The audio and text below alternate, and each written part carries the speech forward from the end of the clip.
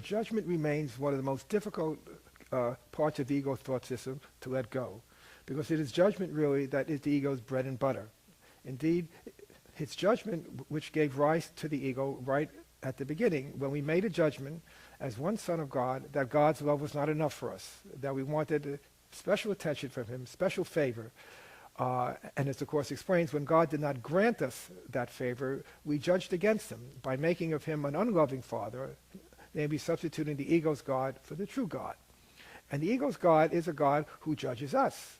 And since we made this God in our own image and likeness, being a projection of our ego self, then the God that we made is the God, is the self that we made to be our identity. And that self was born in judgment, and so that's what we project onto God, and therefore he becomes a God of judgment.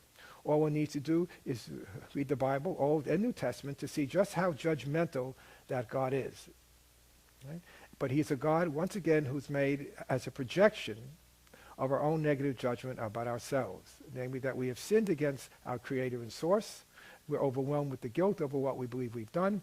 We judge ourselves for it. We project that judgment out and now believe that God will do to us what we secretly believe we did to him. Well, that's the substratum of everybody's mind. That's what is at the bottom of everyone's consciousness, that we desperately seek to deny and repress. And as Freud taught us long ago, whatever we repress, we will automatically project out. And so the judgments of ourselves, all these, what the Course at one point refers to as our secret sins and hidden hates, all of these get projected out, and we walk this earth filled with judgment. And it's almost impossible to live in this world without making judgment. Now, we're not talking about the benign judgments that we all have to make in order to exist. We all have to make a judgment to get out of bed in the morning, what we're going to wear, what we're going to eat, whom we're going to spend our time with, etc. But by and large, these judgments are relatively neutral. But it's the judgments that typically condemn other people and are filled with criticism.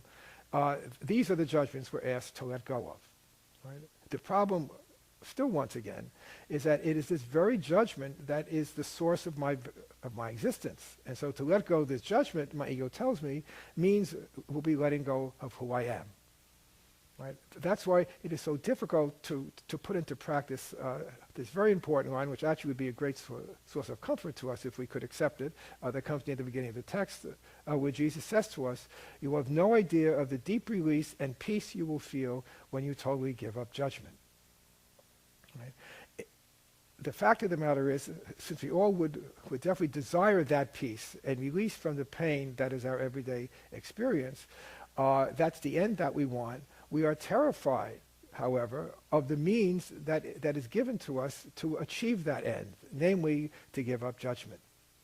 So what is very helpful as we practice this course is to allow ourselves to get in touch with the pain that is inevitable when we choose to separate ourselves from other people and then justify what we've done through these judgments.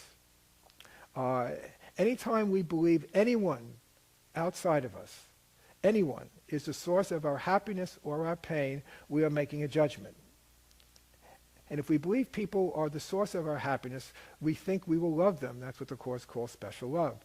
But lurking behind the veil of special love is the underlying hate, because what happens when you fail to give me what I need? Then the love quickly turns to hate, which is what it always was. Anytime, again, we believe that someone is the source of our distress, on any level, we are making a judgment. And by that judgment, we are separating ourselves from that person.